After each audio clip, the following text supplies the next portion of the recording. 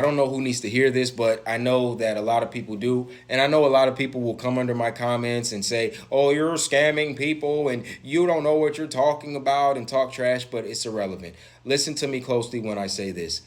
The concept of buy term, invest the rest is a broke man's concept. The wealthy do not subscribe to the philosophy of buy term, invest the rest. Do you know why?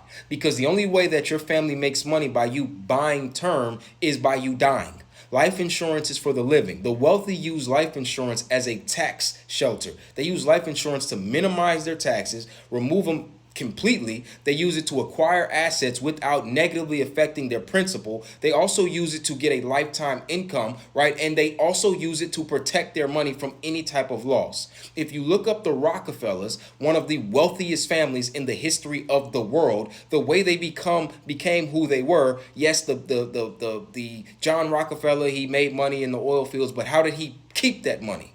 All right. Most families, as soon as they get wealth, the children lose it. Generations go by and they lose it. How did he keep it? He kept it by investing in IUL's cash value life insurance policies and allowing those cash value life insurance policies to grow, to grow, to grow without any risk of loss. The Rockefellers didn't buy a 30-year term policy and then start a mutual fund. They didn't buy a 30-year term policy.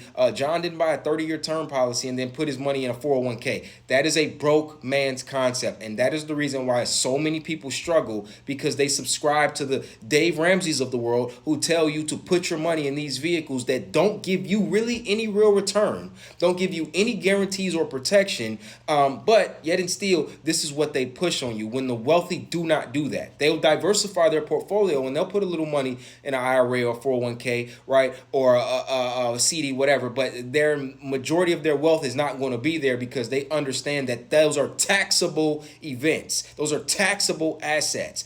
The wealthy don't want to pay taxes. And how do they go about removing that risk?